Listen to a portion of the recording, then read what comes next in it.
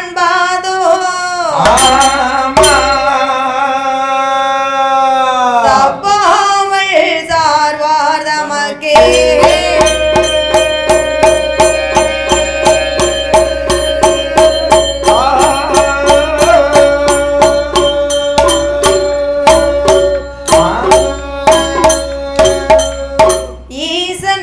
பொதிகை மலை குருவுமாகி ஈராறு கரமதில் வேலும் ஏந்தி பாசமுடன் மயிலேறிய சுரனை வென்று பண்பான அமரர்க்கு துயரம் தீர்த்து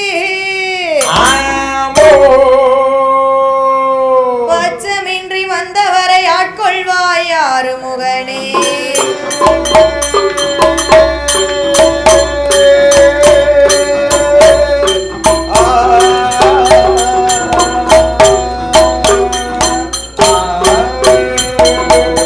கடல் என்ற பூவி மீதில் அலை என்ற ஊரு கனவென்ற வாழ்வை நம்பி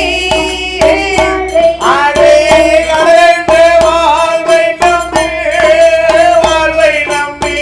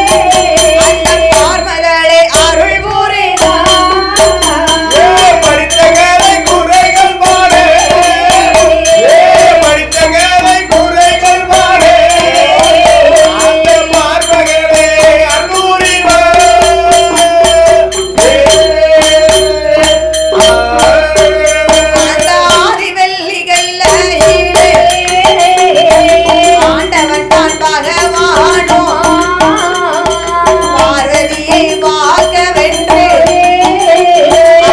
சுடனே ஏறி வாரா எங்கே எங்கே ஏறி வாரா எங்கே எங்கே ஏறி வாரா ஏ ஈசன் அந்த பகவான் எங்கே எங்கே ஏறி வாரா எங்கே எங்கே ஏறி வாரா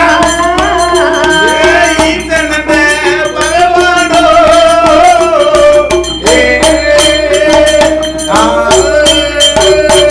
அதாவது அந்த சந்தனமாங்காட்டுக்குள்ள சந்தனமாங்காடதிலே அட்டகாளி 8 பேரு யாகம் வளர்த்தால சரி அதுல பார்வதி அம்மா இறங்க போய் அட்டகாளி 8 பேரு இறங்குனா அக்காளுக்கு 8 பேர்களும் கூட சேர்ந்து இறங்கும் போது யாகமானது அணைஞ்சு போச்சு சரி அப்ப ஆதிவெள்ளி கையில வெக்கையும் குறைஞ்சது வெக்கை இப்பதான் தாய் தனிஞ்சு லேசா இருக்கு ஆமா நேத்து இருந்ததோட இப்ப வெக்க கொஞ்சம் பரவாயில்ல பரவாயில்ல யாகம் அணைஞ்சிருக்குல்ல ஆமா அதனால அதை பார்த்த பகவான் சரி வெக்கையும் அணைஞ்சு போச்சு யாகமும் அணைஞ்சு போச்சு யாகமும் அணைஞ்சு போச்சு வெக்கையும் நம்ம கிட்ட இல்ல சரி ஆனால் யாகத்தை அணைக்க போன பார்வதியை காணலையே அம்மா உமா மகேஸ்வரியை காணவில்லை என்று சொல்லி பார்வதியை தேடி போறாரு பகவான் தேடி போறா பத்தில ரெண்டு ஆமா சரி அப்ப அட்டகாளி 8 பேரும் யாகத்துல இருந்து வெளியே வாரா பார்வதி அம்மா மட்டும் 9வது ஆளாக வருகிறார் 9வது ஆளா வராமா ஆமா 9வது ஆளா ஆமா சரி அப்ப அதை பார்த்த பகவான் ஆமா ஏ பார்வதி அடி அம்மா பெண்ணே பார்வதி நீ 9வது ஆளாக வந்த காரணத்தால் 9 நவக்கிரகங்களை அடிப்படையாக கொண்டு உனக்கு நவக்கிரக நாயகி என்று ஒரு பெயர் சரி பார்வதிக்கு நவக்கிரக நாயகி என்று ஒரு பெயர் கொடுத்தார் நவக்கிரக நாயகி ஒரு பெயர் கொடுக்காங்க பார்த்தா அட்டகாளி 8 பேரும் அவ அக்கா தங்க 8 பேரும் என்ன செய்கிறாள் பாருங்க ஏ பகவானே அடே அப்பா பகவானே நாங்க 8 பேரும் தான் இந்த யாகத்துல இறங்கணும் ஆமா பார்வதி அம்மா கூட சேர்ந்து நாங்க அக்கா தங்கச்சி 8 பேரும் சேர்ந்து ஒண்ணு போல இறங்கணும் சரி ஆனா பார்வதிக்கு மட்டும் பெயர் கொடுத்தீர்களே ஆமா ஆமா எங்களுக்கும் பெயர் கொடுங்கள் என்று அட்டகாளி 8 பேரும் கேட்கபோது அக்கா தங்கச்சி 8 பேரும் ஒன்று கூடி பேர் அது கேட்கும்போது ஆண்டவனாகப்பட்டவன் எப்படி எப்படி பெயர் கொடுக்கிறார் தெரியுமா எப்படி அம்மா பேரு கொடுக்கிற அந்த பிள்ளைக்கு அம்மா நீ மாறி மாறி பிறந்ததாலே தாயே மாறி அம்மா ஒரு பெயரே அம்மா நீ மூன்று முகம் கொண்டதாலே முப்பீடாதி அம்மா ஒரு பெயரே தாயே அக்கினி இறங்குதாலே தாயே இறங்கியதாயே வணங்கி அக்கினி மாரியம்மா ஒரு பெயரே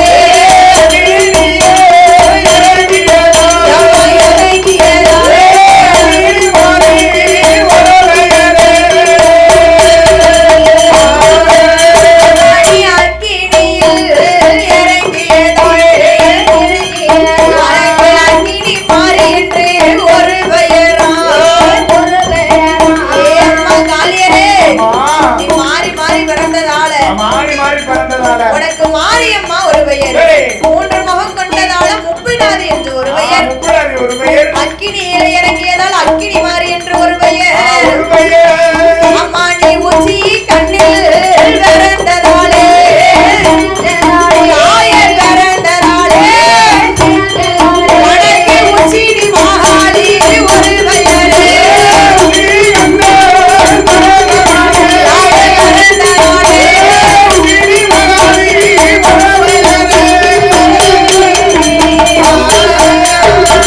அட்டகாளி 8 பேருக்கும் ஆண்டவன் பெயர் கொடுக்கிறார் ஆண்டர் ஈசன் பெயர் கொடுக்கிறாரப்பா ஏ அம்மா ஏ தாய் உன் பேர் என்ன பேரு மாறி மாறி பிறந்ததால மாரியம்மான்னு உன் பெயர் மாறி மாறி பிறந்ததால மாரியம்மா உன் பெயர் நீ உச்சி இலகண்ணோட இருக்கதால உச்சினி மகாளி உன் பெயர் ஆமா சாமி நீ அக்கினியில இறங்குனல்ல அக்கினியில பார்வதி கூட சேர்ந்து இறங்கின காரணத்தினால அக்கினி மாறி என்று ஒரு பெயர் தீயில பாய்ந்ததால தீப்பாச்சி என்று ஒரு பெயர் ஆமாம்மா அப்படி என்று 3 முகம் கொண்டதால முப்பிடாதி என்று ஒரு பெயர் அல்லவா அட்டகாளி 8 பேர்களுக்கும் அழகுடனே பெயர் கொடுத்து ஏ அம்மா காளியரே என்ன இங்க உனக்கு இடம் இல்ல கிடையாது முட்டாபுரத்திலே சென்று முப்புறங்கோட்டை கட்டி சுகமோட வாழ்க என்று சொல்லி ஆண்டவனாகப்பட்ட பகவான் வாக்கு வரங்களை எல்லாம் எப்படி எப்படி கொடுக்கிறார் எப்படி கொடுக்கிறார் அங்க கொல்ல வரோம் வெல்லோ வரோம் கொடுக்க வரோம் அழிக்க வரோம்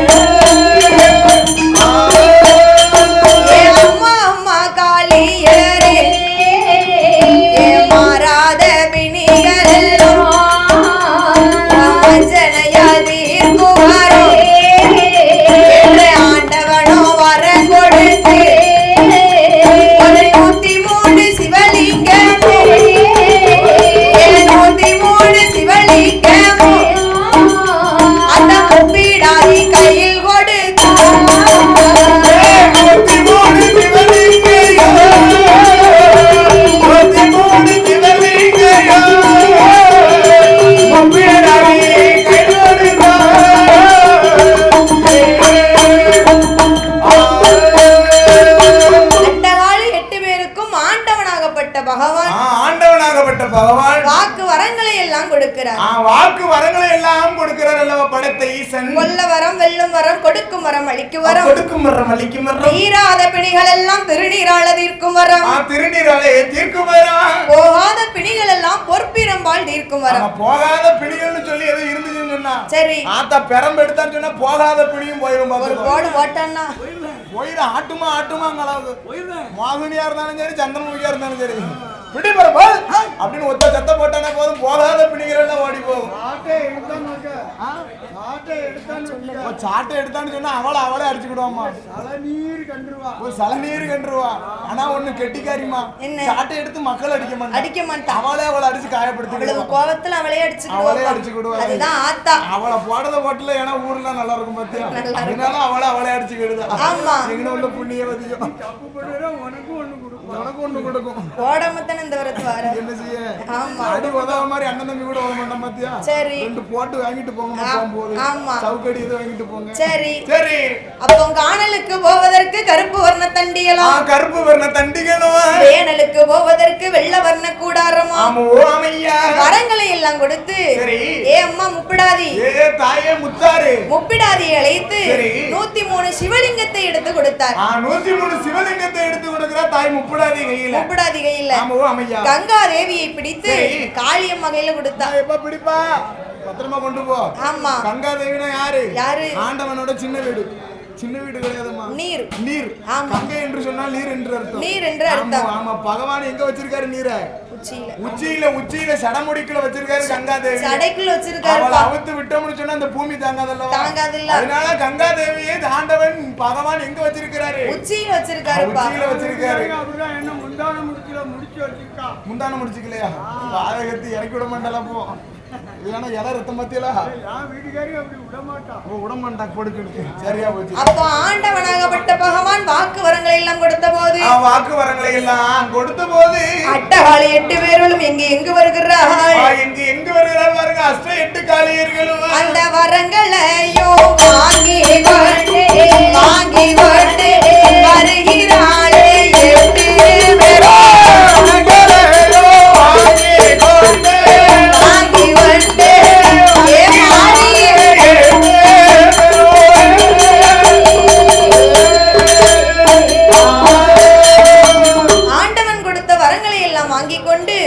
அட்டகாளி 8 பேரும் கோட்டை போடணும்னு சொல்லி வாரா. ஆமா அக்கா தங்கச்சி 8 பேரும் கோட்டை கட்டணும்னு சொல்லி வருகிறாங்க. கோட்டை போடணும்னா உட்டாபுரத்துக்கு போணும். ஆமா கோட்டை கட்டணும்னு சும்மா எடுத்த உடனே கட்டிர முடியுமா?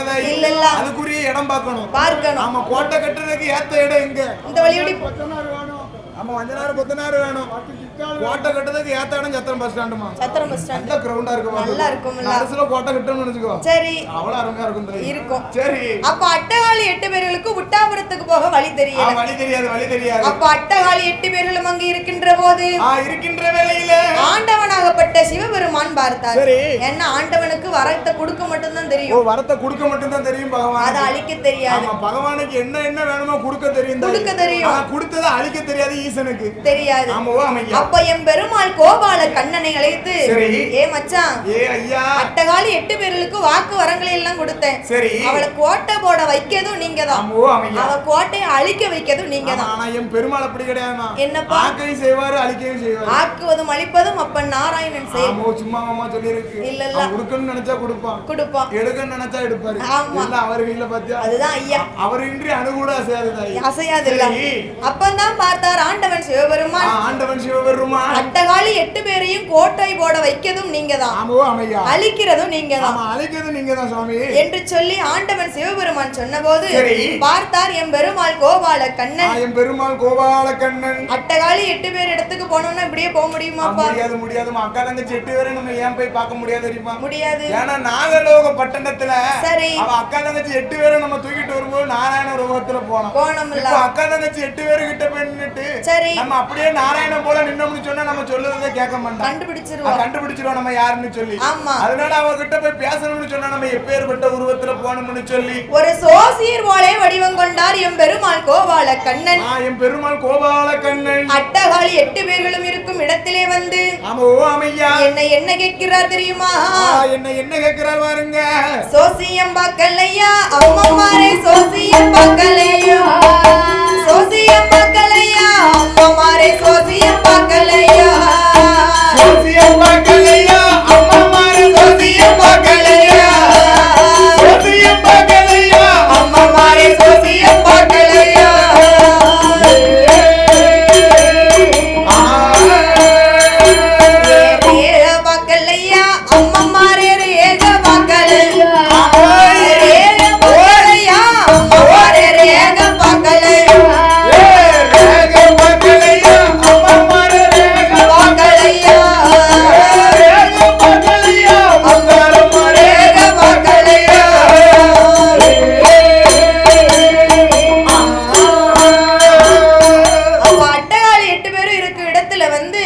எம் பெருமாள் கோபால கண்ணன் ஜோசியர் போல் வடிவம் கொண்டு சோசியரை போல வடிவம் கொண்டு ஏ அம்மா காளியரே அம்மா காளியர்களே ஜோசியம் பாக்குறீங்களா? ஏ தாயே முத்தாரம்மா என்ன ஜோசியம் பாக்கணுமா உனக்கு? ஏ தாத்தா ஏ மாரியம்மா ஜோசி எப்படி சொல்லுவாங்க? அம்மா என்ன ஏ தாத்தா அவ பாத்தில அக்காங்க செட்டு வேற என்ன சொல்றாருன்னு என்ன சொல்லு? ஏ அக்கா தாத்தாவை பாரு 11. ஏ அக்கா என்னக்கா தாத்தாவை பாரு என்ன பேர சொல்லி ஜோசியம் கேட்கணுமான்னு கேட்காரு. அப்ப தாத்தா விவரம் கூடுங்க வரதா இருப்பாரு. ஆமா ஏ அம்மா ஏ காளியர்களே சொல்லுங்க தாத்தா. தாத்தா பாத்து அம்மா என்ன ஜோசியம் பார்க்கணும்னு சொன்னா தண்ணி குடிச்சுங்க தாத்தா. வெறும் 101 தட்சணை வச்சா போதும். ஓ 101 தட்சணை வைக்க. குடும்பம் எப்பேர்பட்ட குடும்பம். சரி நீ எங்க இருந்து இங்க வந்தா நான் அவளத்தையும் சொல்லிடுவேன். சரி ஏன் ஜோசியத்தை சொல்லுங்க தாத்தா. வான் ஜோசியம் இப்படி இப்ப இங்க கொஞ்ச நேரம் உள்ளடிப்பேன். அடுத்த வீட்ல போய் நல்லா முங்க சாப்பிட்டு தூங்கிடுவேன். சரி பின்னார இருக்கிற தாளக்காரர் அவருக்கு ஜோசியம் பார்க்க சொல்லி லேசா பாப்பேன். என்ன ஜோசியம்? ஓ தாளக்காரர் உங்க கைய காமியும் உமா பொண்டாட்டிக்கு நீர் ஒரே புருஷன். உமா பொண்டாட்டிக்கு நீர் ஒரே புருஷன்யா. வர தை மாசம் 2ஆம் நமக்கு காத்திருக்கு. அப்படி காத்திருந்து நடந்துச்சுன்னு சொன்னா நான் இருக்கல என் தாய் மாரியம்மா அவளுக்கு ஒரு கல்ச்சர் அடிச்சு பண்ணணும். பொண்டாட்டிக்கு ஒரே புருஷனா நல்லா இருக்கும். நம்ம ஜோசியம் வந்து கரெக்டா இருக்கும். ஏன்னா உள்ளத உள்ளபடி செய்வோம். போய் சொல்ல மாட்டோம். உண்மையை மட்டும் தான் பேசணும். என்ன சபரிமலைக்கு போற மத்தியில. சரி அப்ப அட்டகாளி 8 பேர்களும் இருக்கும் இடத்துல வந்து இடமதியில வந்து ஜோசியர் என்ன சொல்லுகிறாரு? என்ன சொல்லுகிறாரு? ஏ அம்மா காளியர்களே ஏ தாயே நீங்க பிறந்ததோ நாகலோக பட்டணம். சரி உங்க அம்மா பேரு நாகக்கண்ணி. சரி உங்க அப்பா பேரு நாகராஜன். நாகராஜ மன்னன். அவருக்கு பிறந்த 8 பிள்ளைகள் தான் நீங்க. ஆமா அம்மையா. ஏ அக்கா மாரியம்மா தாத்தா கரெக்டா ஜோசியம் சொல்லுதாரு. அண்ணா இருக்கல அவ தாய். சரி அவதான் கடக்குட்டி காளியம்மா. காளியம்மா அண்ணா இருக்கல இவ யாரு? இவதான் மூத்தவளுக்கு அடுத்து பிறந்த முத்தாரம்மா. முத்தாரம்மா அண்ணா இருக்கல தாய் அங்கோடி. இவ யாரு தெரியுமா? யாருப்பா? அவதான் பெரியம்மா. பெரியம்மா அம்மா அம்மையா. தாத்தா கரெக்டா சொல்லுதாரு. சரி தாத்தா அப்படின்னு சொல்லி நாங்களோ கோட்டை போட வந்திருக்கிறோம். கோட்டை எப்படி போட வேண்டும்? கோட்டை எப்படி தாத்தா கட்டுவது? ஏ அம்மா காளியர்களே தாயே காளியர்களே ஜோசியர் என்ன சொல்லுகிறார் தெரியுமா? என்னம்மா சொல்லுகிறார் என் பெருமாள்? மண்ணாலை கோட்டை போட்டால் மழை பெய்தால் கரைந்து விடும்.